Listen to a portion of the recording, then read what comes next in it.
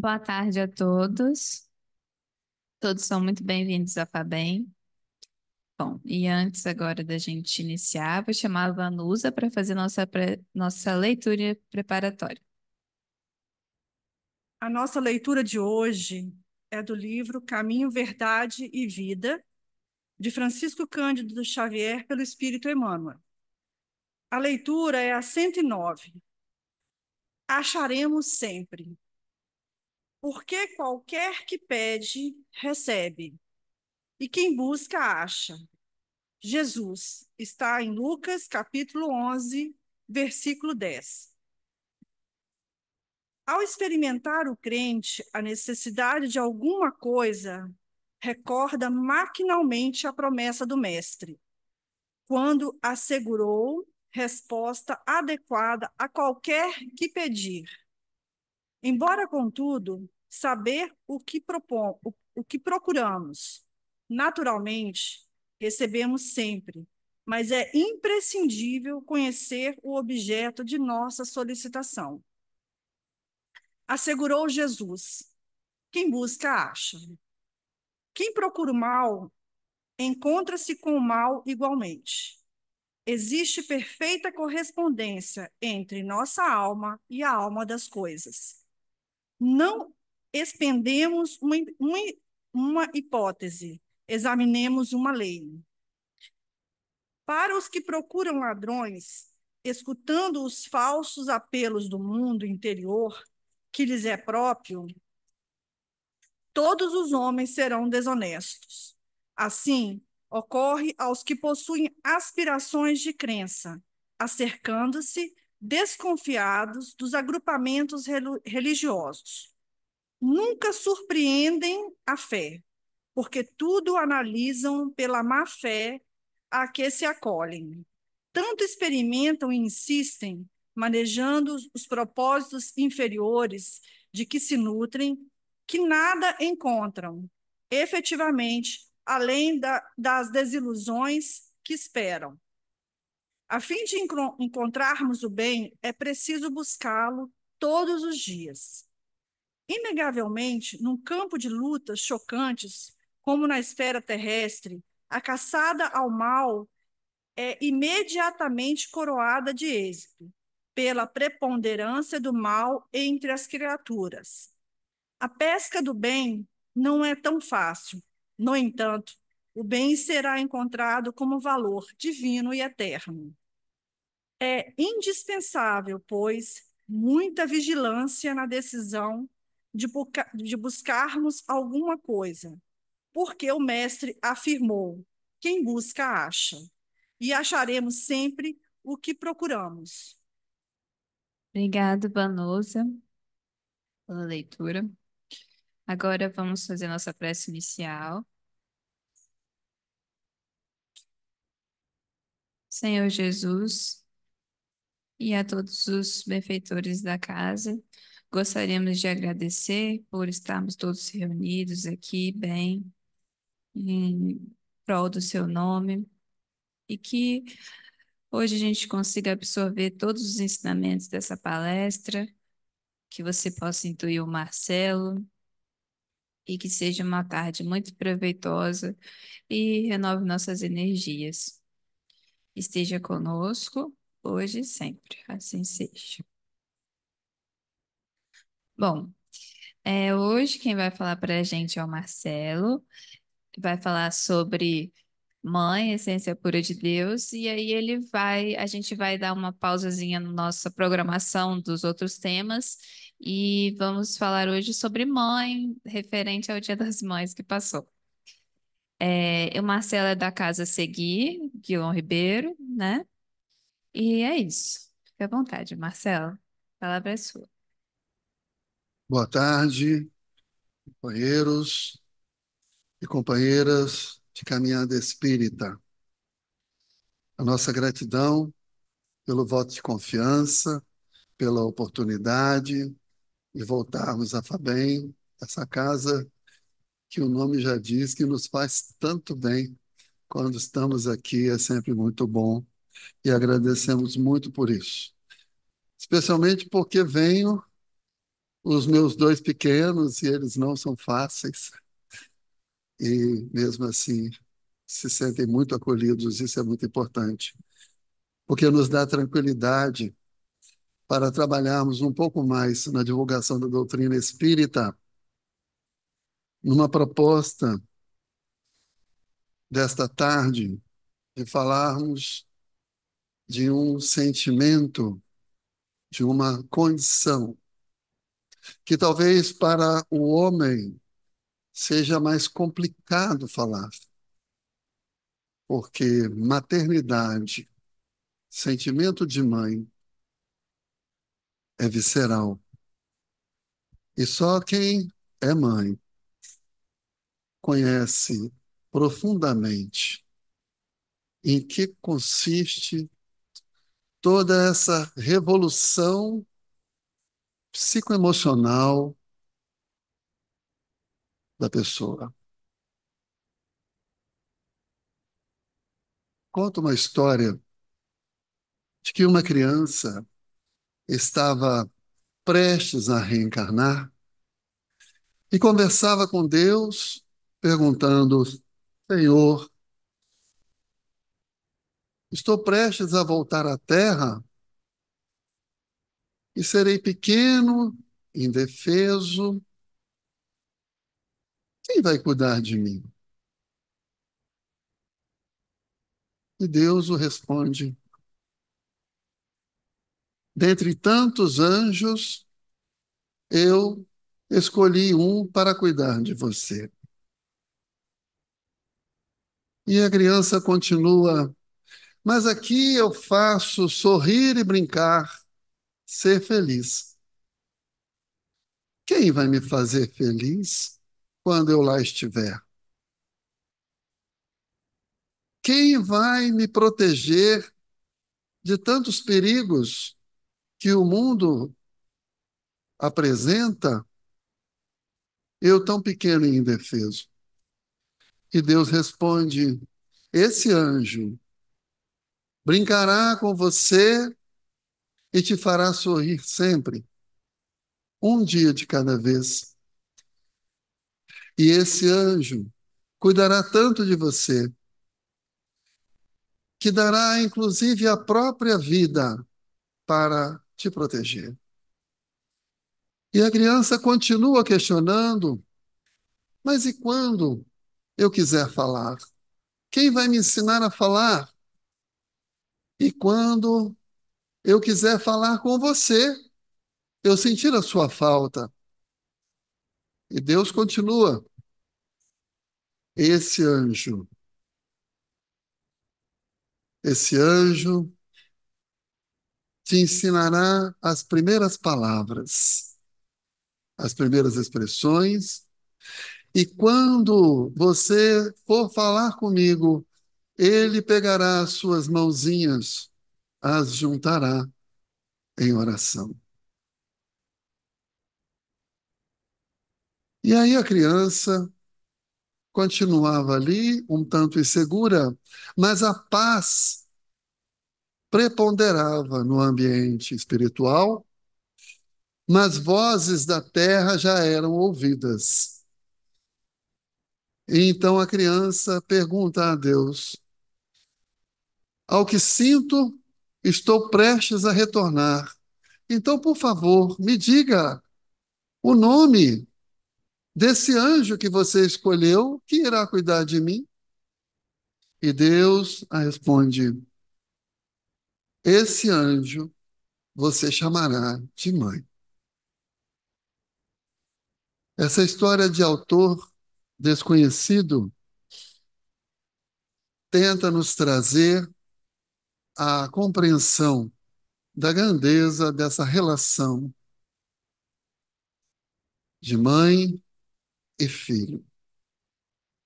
Na missão co-criadora com o Pai Criador, dos veios reencarnatórios dos nossos regressos à Terra. Mas houve um dia em que ela, cabisbaixa, invadida pela dor, pelo desalento, fitava aos pés do madeiro o seu filho dilacerado, abandonado por todos, negado por um deles. Os demais fugiram, só deixando um. O outro chamaram de traidor. E mesmo em sofrimento, em suplício agonizante, olhava com misericórdia para todos em volta, inclusive os guardas que o lançavam.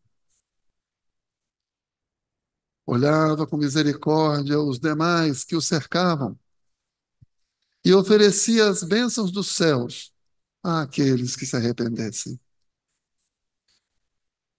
E diante daquela mulher, ele diz: mulher, eis o teu filho. E a João: filho, eis aí a tua mãe. Naquele momento, ele entregava a humanidade a Maria de Nazaré, que, a despeito de sua grandeza espiritual,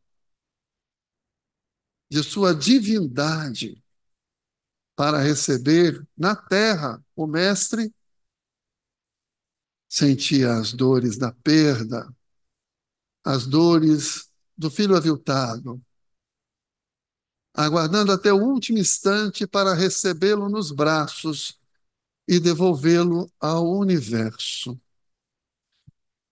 Na fé guardada no peito de que nada havia acabado.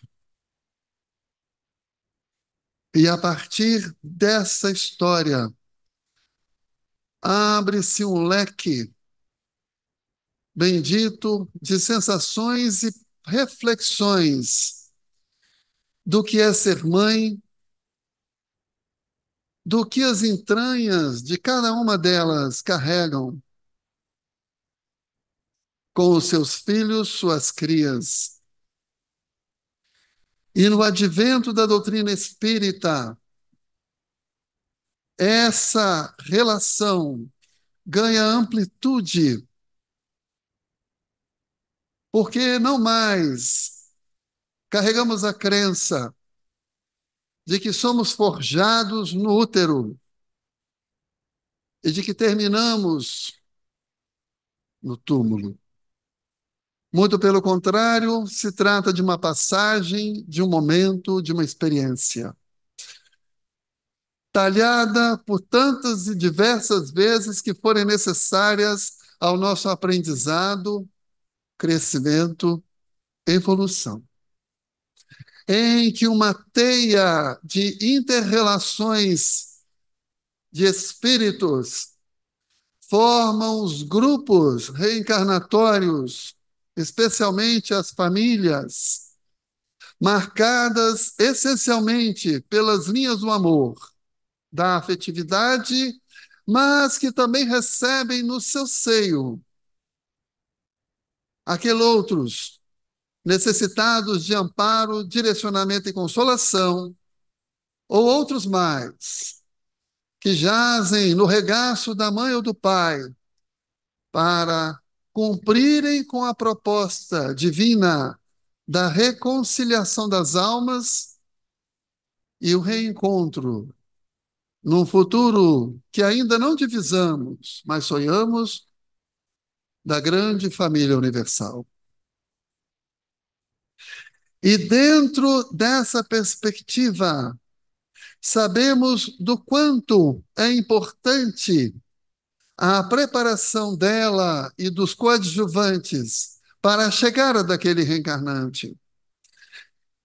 Na maravilhosa descrição de André Luiz em Missionários da Luz, o espírito adversário de outros tempos do Pai encontrava a resistência do Pai preparado, escolhido no planejamento reencarnatório para paterná-lo.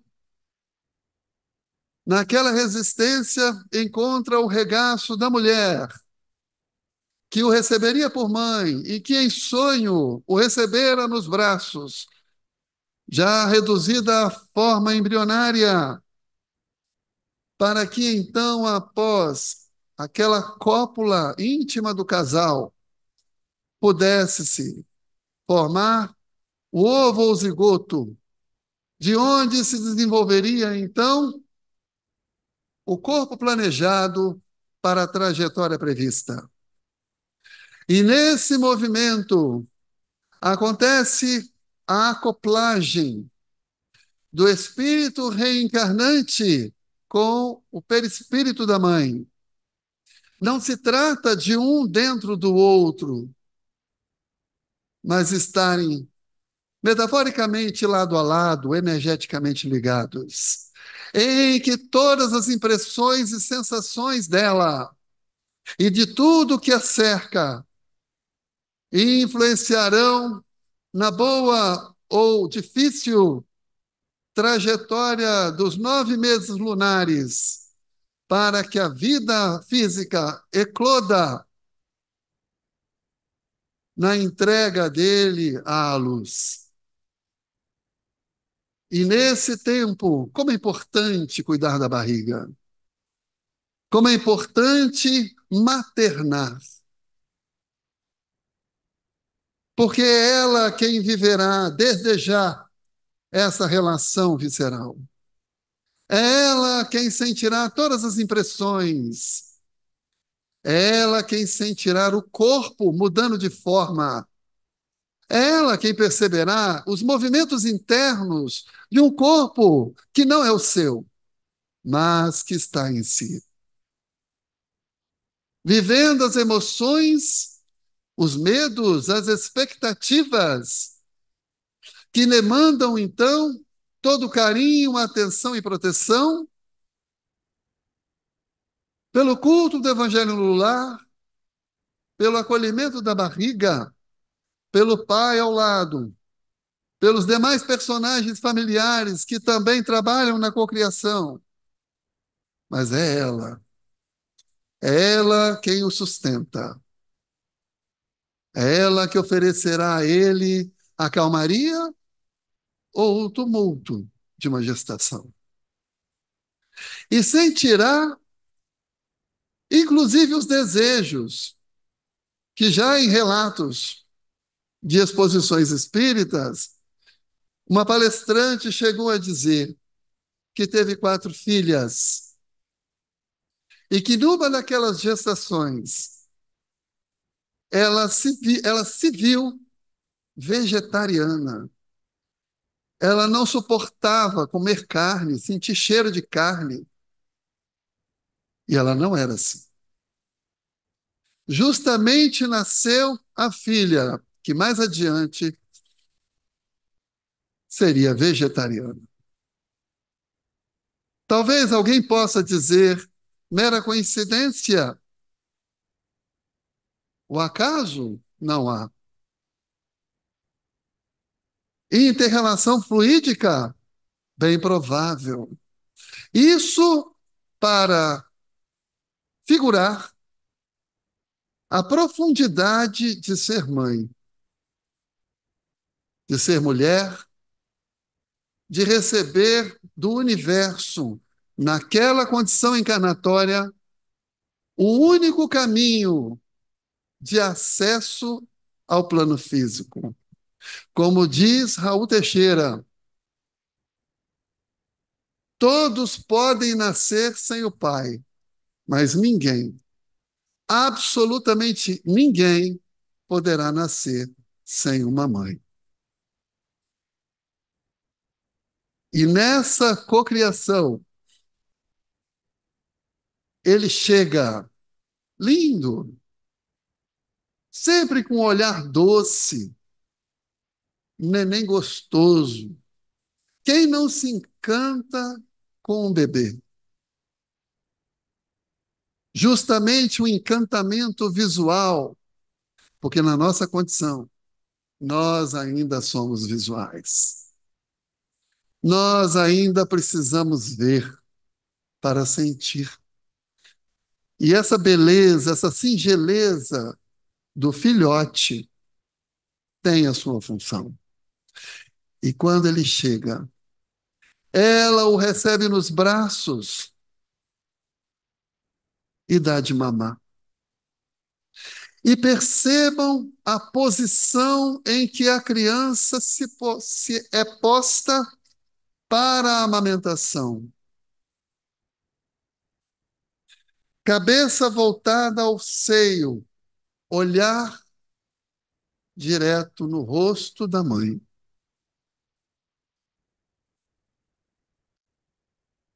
E naquele momento, a grande oportunidade daquela simbiose energética e emocional ganhar mais força e florir ainda mais, dizendo: meu filho, que bom que você chegou. Que bom que você está aqui. Seja bem-vindo. Seu pai, seus irmãos, estávamos todos ansiosos pela sua chegada. Nós te amamos. Talvez o momento de maior intimidade entre mãe e filho, que somente os dois, ela na consciência, ele no íntimo, conhecerão. Intimidade que poderá ser necessária para o enfrentamento de dores terríveis previstas ao longo da encarnação.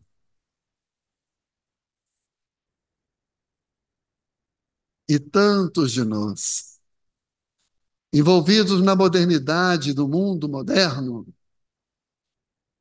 sentamos em qualquer lugar, sentamos de qualquer jeito, pegamos um celular enquanto amamentamos, para não perder a conversa com alguém. Ou tagarelamos uns com os outros da vida alheia, o que é absolutamente do humano. Nós somos assim. Temos muito que melhorar. Mas a mãe, naquele momento, estará desperdiçando o grande momento da sua vida com esse filho, de dar a ele o seu coração. Ah, mas ela poderá ter novos filhos. Sim, novas oportunidades. Mas com aquele será única. Nessa relação, nós chegamos à questão 890 do Livro dos Espíritos, onde Allan Kardec pergunta em que consiste o amor maternal. E eles respondem que enquanto no reino animal, o amor maternal é o amor que vem de forma instintiva para a conservação e proteção das necessidades materiais da cria. Justamente o que vemos pela natureza, em que os animais, muitas vezes, nos dão lições de maternar o filhote. Em que animais trocam, inclusive de espécies, para cumprir esse instinto de preservação, a exemplo de que tanto vemos em imagens de internet, do cachorrinho mamando na porca, dos porquinhos mamando na cadela, gatinhos sendo amamentados por cães, burricos amamentados na vaca, galinhas que abrem suas asas e agasalham um cachorrinho filhote. É o instinto de mãe de preservação que não deixa de haver. Que sentimento é esse que transporta, então, as estruturas das espécies, mas que, segundo os espíritos de Allan Kardec, no reino nominal ganha amplitude, porque agora envolve não apenas instinto de conservação, porque no animal, uma vez suprida a necessidade e crescido o filhote, ele ganha o mundo e não volta mais. No reino nominal, vai além. Ela acompanha essa cria até a eternidade. Porque a relação mãe-filho não é de conservação apenas física, mas psicológica, emocional, espiritual, nessa relação visceral de um cuidar do outro, numa proposta de atualização das imagens, um do outro com o passar do tempo, em que no futuro é a proposta da vida, da construção desse amor, em que filhos maternarão suas mães, para que em outro tempo possam devolvê-las ao desencarne, como se despedissem numa rodoviária ou num aeroporto em viagem. No entanto, vivemos num mundo de expiações e provas, em que, na busca do nosso crescimento e aprendizado, cometemos os nossos tropeços, os nossos equívocos. E um daqueles equívocos que até hoje não foi superado, haja vista a violência que ainda graça tão perto de nós. A mulher sempre foi considerada abaixo da condição do homem. Em que no passado recente, depois de assombrar o mundo com a primeira aparição de uma minissaia, chama a reflexão de que ela também deve ter voz, espaço e vez, direitos equiparados, possibilidades, escolhas. Todas questões que são justas, mas que não retirarão da conformação física reencarnatória de cada um as suas particularidades. E nessa busca incessante pelos seus direitos de proteção, especialmente, cometem-se os erros dos excessos que tantos e tantos outros grupos nossos também cometemos. Chegamos ao encontro do aborto.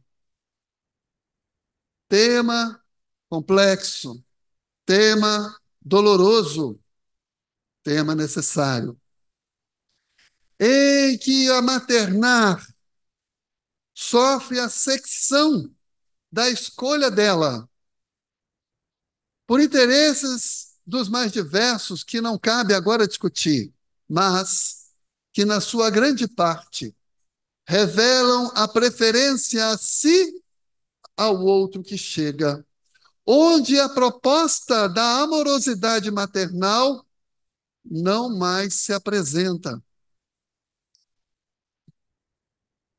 Lembremos da acoplagem, de toda a preparação e cuidado do perispírito do encarnante à mãe.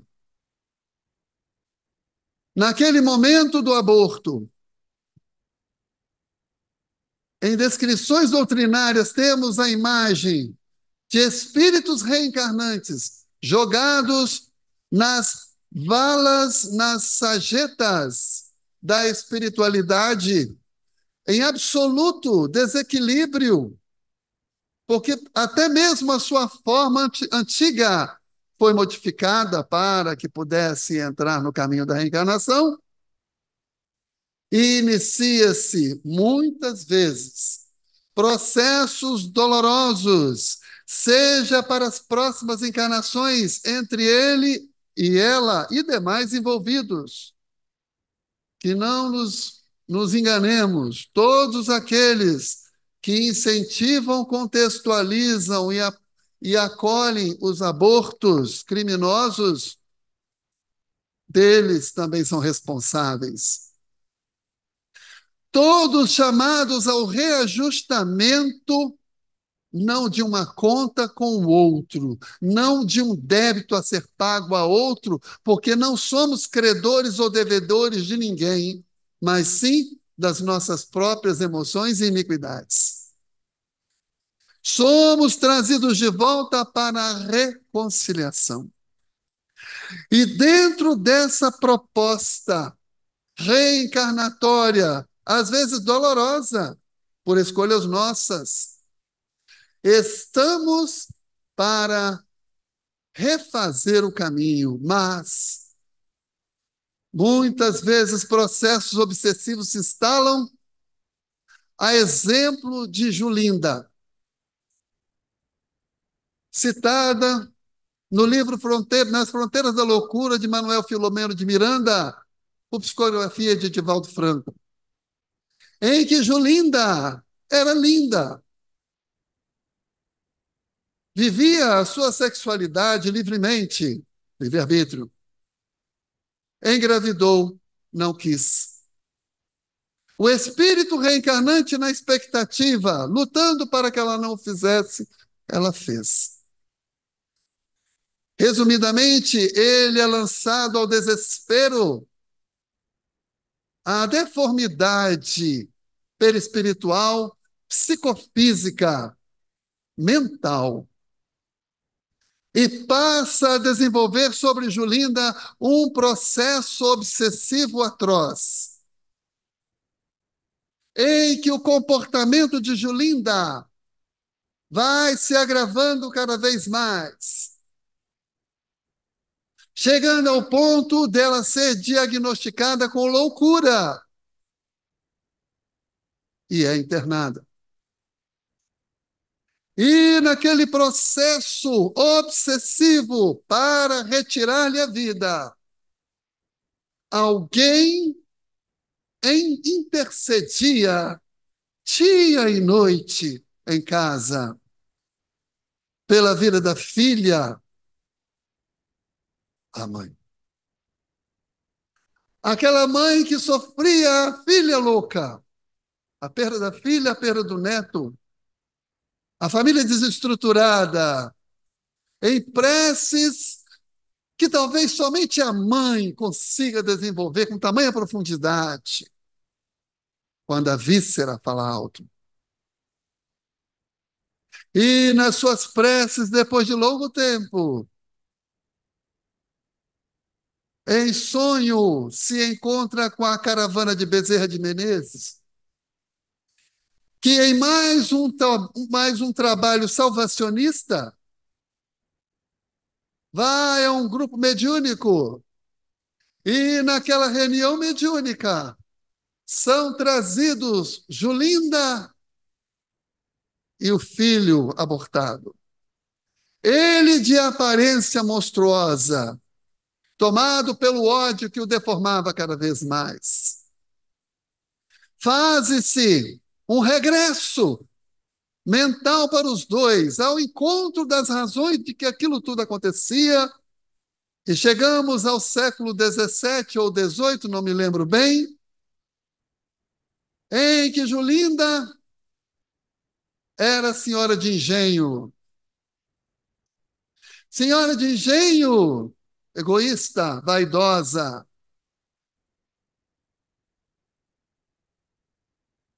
cujo pai pretendia vender o escravo à escrava. 3 filhos ficariam.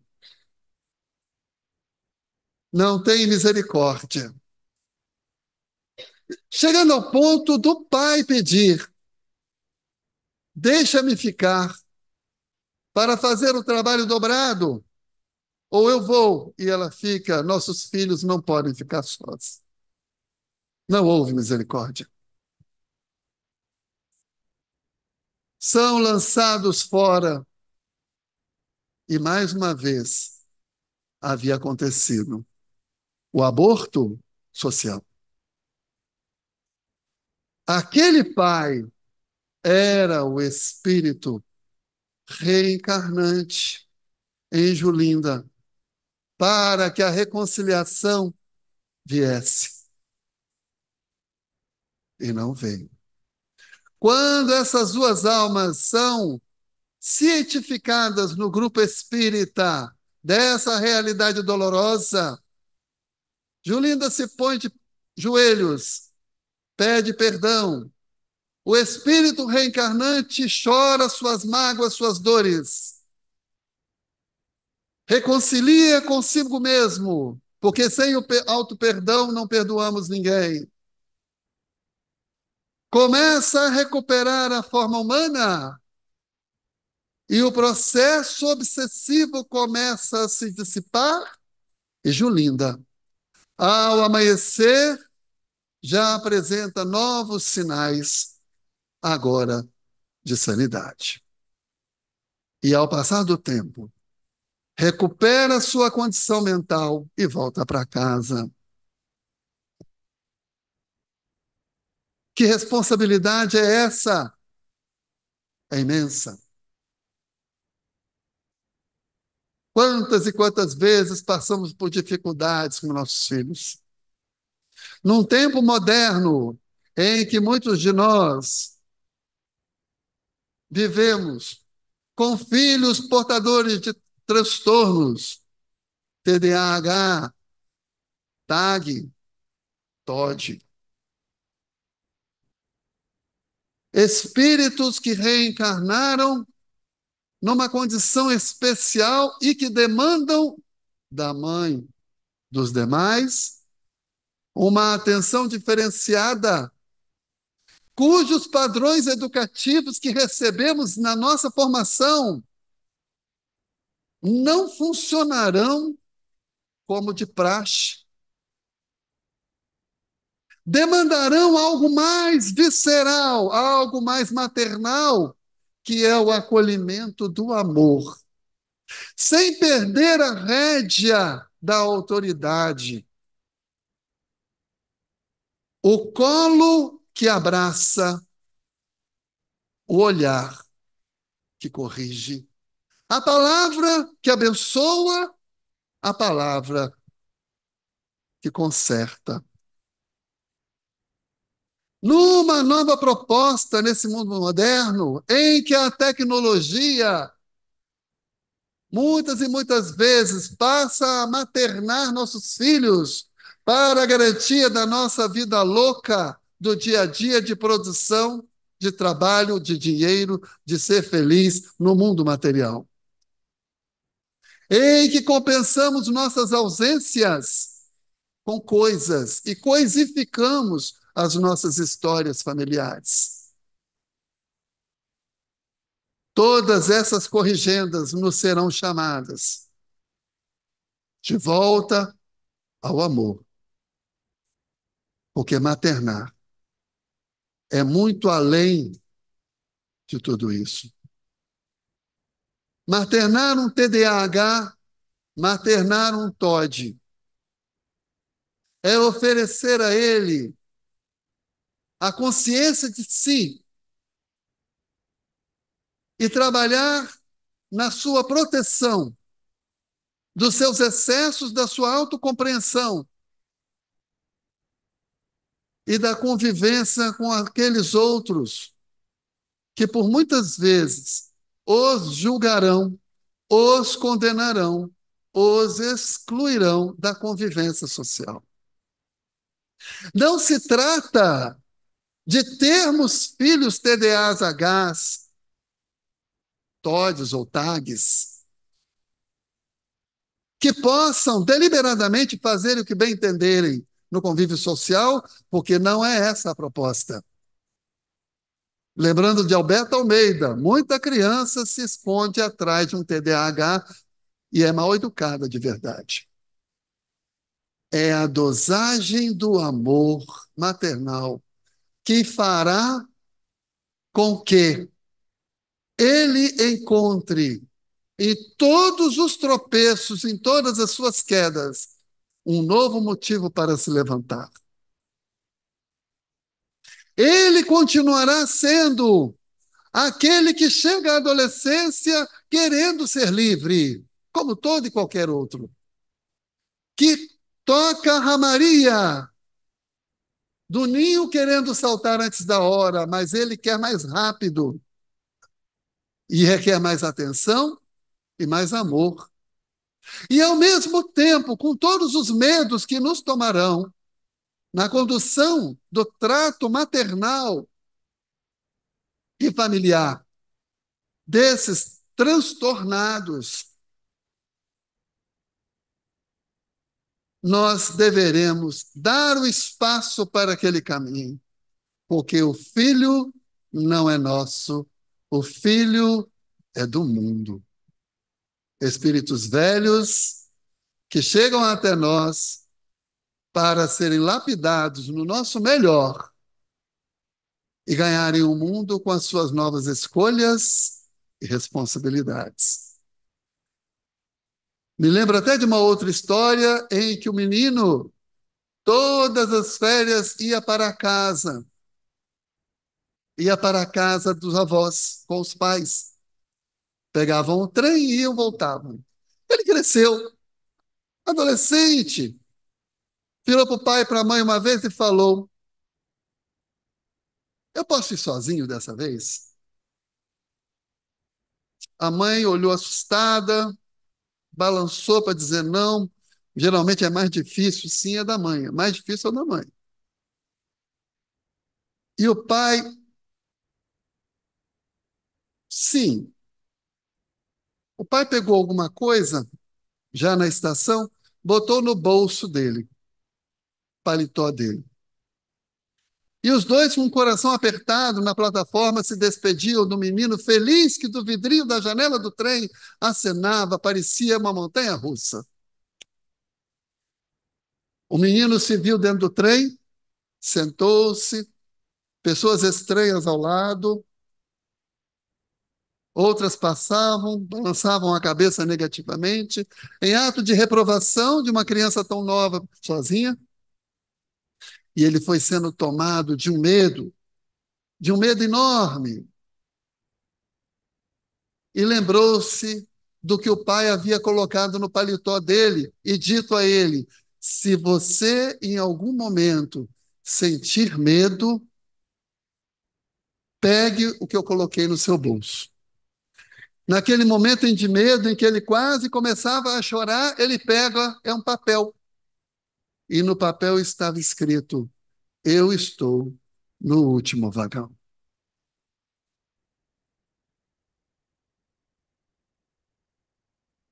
A maternidade, a paternidade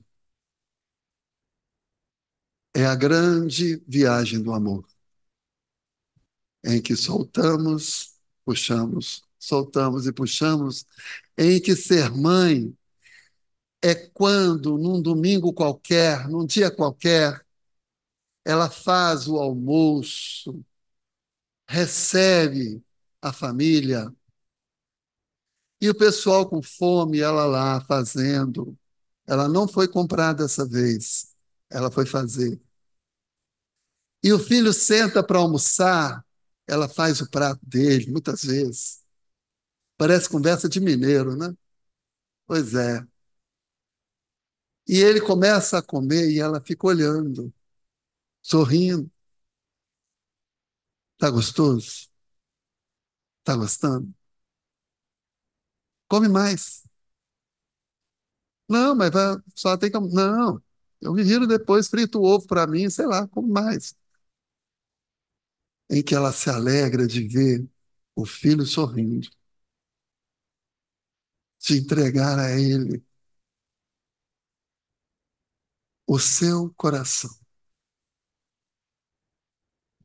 E neste mundo moderno, é desse coração de mãe que nós precisamos. Em que maternar já começa a ultrapassar as barreiras físicas para vencermos os rótulos, os preconceitos, os movimentos de exclusão. Em que mulheres, muitas vezes, não terão a graça de conceber por razões que o véu da reencarnação lhes protegem, mas que podem se lembrar de Maria de Magdala, quando questionou isso ao Cristo, e ele lhe disse: a verdadeira mãe é aquela que materna a todos, não a da víscera, mas a da alma. Mães de todos os formatos que começam a surgir na planificação terrena, lembrando da proposta regeneradora deste planeta, em que temos mãe, em que temos duas mães, em que temos avós mães, em que temos pai, mãe, em que temos mãe solo, em que temos pais, mães, pães, que são chamados na teia reencarnatória das emoções ao reencontro com aquele espírito cujo encontro estava marcado. Maternar hoje é muito mais. É a entrega, é o chamado amor incondicional de assumir todas as lutas com o filho e ajudá-lo a conviver em um mundo de tantos desafios e de tanta dor. Que essa maternidade,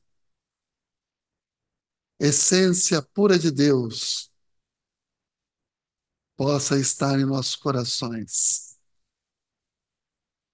Porque um dia ela, cumprindo com a sua trajetória na Terra,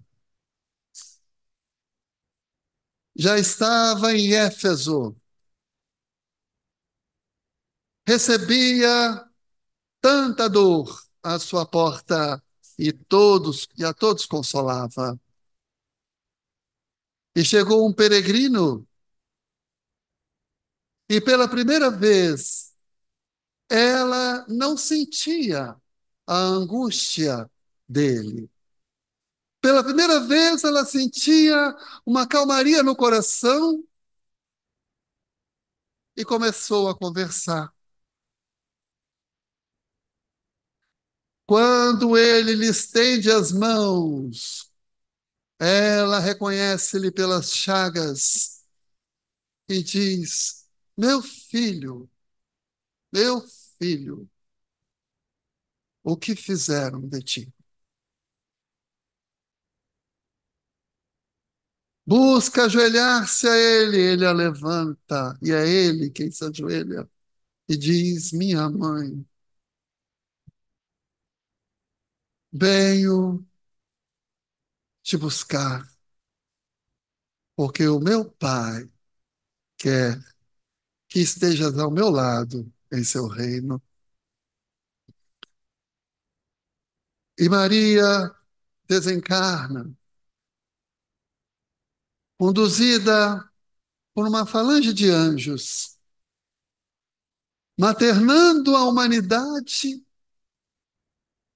passando antes por uma arena em Roma, onde cristãos esquálidos e apavorados, na iminência de entregues às feras,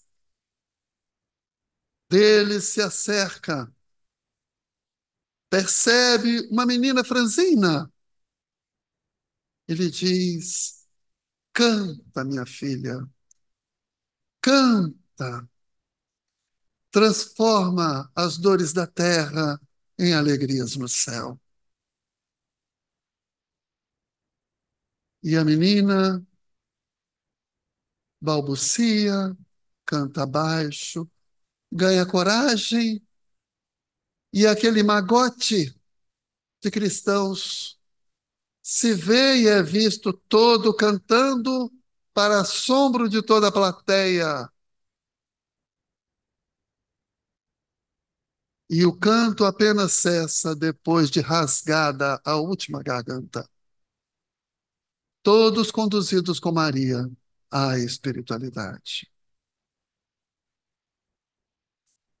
Que amor é esse que gera, que transforma, que consubstancia os nossos corações? Que nós possamos maternar uns aos outros. Porque em outros tempos, nós, homens, viveremos a bendita oportunidade de encarnarmos mulher, e a mulher o homem, porque somos todos espíritos, em que o gênero é apenas uma garantia da formação da espécie dos seres, porque o que importa e o que vivifica é o espírito, o amor que nos conduz, o amor que nos invade, o amor de mãe, que cria, recria, consubstancia e transforma qualquer dor, qualquer uma delas, em alegrias no céu. Que possamos amar um pouco mais, que possamos servir um pouco mais e sermos mães, essencialmente mães uns dos outros. E Maria Dolores nos diz: depois de muito tempo, sobre os quadros sombrios do Calvário, Judas, cego no além, errava, solitário. Era triste a paisagem. O céu era nevoento, cansado de remorso e sofrimento, lembrava-se, sentara-se a chorar. Nisso, nobre mulher, de planos superiores, nimbada de celestes esplendores, que ele não conseguia divisar, chega e afaga a cabeça do infeliz. Em seguida, num tom de carinho profundo, quase que em oração, ela lhe diz: meu filho, por que choras? Acaso não sabeis? Replica o interpelado. Claramente agressivo, sou um morto e estou vivo. Matei-me e novamente estou de pé. Sem consolo, sem lar, sem amor e sem fé. Não ouvistes falar em Judas, o traidor? Sou eu que aniquilei a vida do Senhor. A princípio, julguei poder fazê-lo rei, mas apenas lhe impus sacrifício, martírio, sangue e cruz. E em flagelo e aflição, eis que a minha vida agora se reduz. Afastai-vos de mim, deixai-me padecer neste inferno sem fim. Nada me pergunteis, retirai-vos, Senhora. Nada sabeis da mágoa que me agita. Nunca penetrareis minha dor infinita. O assunto que lastimo é unicamente meu. No entanto, a dama calma respondeu: meu filho, sei que sofres, sei que lutas. Sei a dor que te causa o remorso que escutas. Venho apenas falar-te que Deus é sempre amor em toda parte. E acrescentou serena: a bondade do céu jamais condena. Venho por mãe a ti, buscando um filho amado. Sofre com paciência a dor e a prova. Terás em breve uma existência nova. Não te sintas sozinho ou desprezado. Judas interrompeu-a e bradou rude e pasmo: Mãe, não me venhais aqui com mentira e sarcasmo. Depois de me enforcar num galho de figueira para acordar na dor, sem mais poder fugir à vida verdadeira, fui procurar consolo e força de viver ao pé da pobre mãe que me forjara o ser. Ela me viu chorando e escutou meus lamentos, mas teve medo dos meus sofrimentos. Expulsou-me a esconjuros, chamou-me monstro por sinal, disse que eu era unicamente o espírito do mal. Intimou-me a terrível retrocesso, mandando que apressasse o meu regresso para a zona infernal, de onde, por certo, eu vinha. Ah, detesto lembrar a horrível mãe que eu tinha. Não me faleis de mães, não me faleis de amor, sou apenas um monstro sofredor. E ainda assim, disse a dama docemente, por mais que me recuses, não me altero. Amo-te, filho meu, amo-te e te quero. Ver-te de novo, a vida maravilhosamente revestida de paz e luz, de fé e elevação. Virás comigo à terra, perderás pouco a pouco o ânimo violento, terás o coração nas águas de bendito esquecimento. Numa nova existência de esperança, levar-te-ei comigo a remansoso abrigo e dar-te-ei outra mãe. Pensa e descansa. E Judas, nesse instante, como quem olvidasse a própria dor gigante,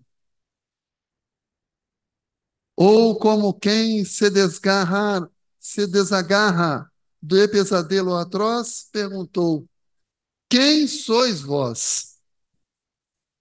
Que me faleis assim, sabendo-me traidor? Sois divina mulher, irradiando amor, ou anjo celestial de quem presinto a luz? No entanto, ela, ao fitá-lo, frente a frente, respondeu simplesmente: Meu filho, eu sou Maria, sou a mãe de Jesus. Talvez ao longo da vida tenhamos nossas queixas, nossas mágoas, nossas ausências maternas, mas tudo é motivo de graça, de gratidão, porque até ela foi resgatar aquele chamado de traidor, porque o amor tudo transforma, tudo supera, tudo absolve. Que nós possamos lembrar das nossas mães, daquelas que aqui estão, daquelas que se foram, daquelas que nos aguardam, porque nós nos reencontraremos. E nos lembremos sempre dos doces momentos em que ela nos disse: come mais, come, come mais. Que Deus nos abençoe.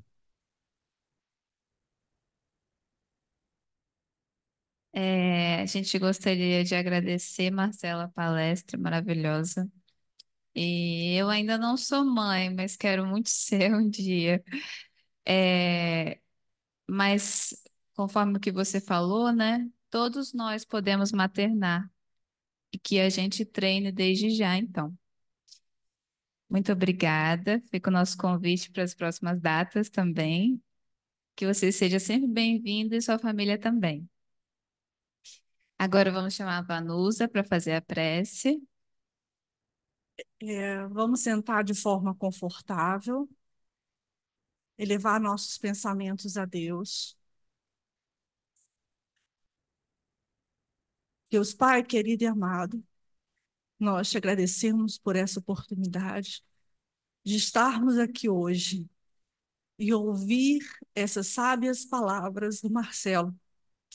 que me fizeram, particularmente, lembrar da minha mãe, que nesse momento deve estar só, no interior do estado, mas que espiritualmente eu estou lá com ela, e que nós possamos, com essas lindas palavras, repensar nossas atitudes enquanto família, enquanto seres, e dar o melhor de nós para que todos aqueles que estão à nossa volta.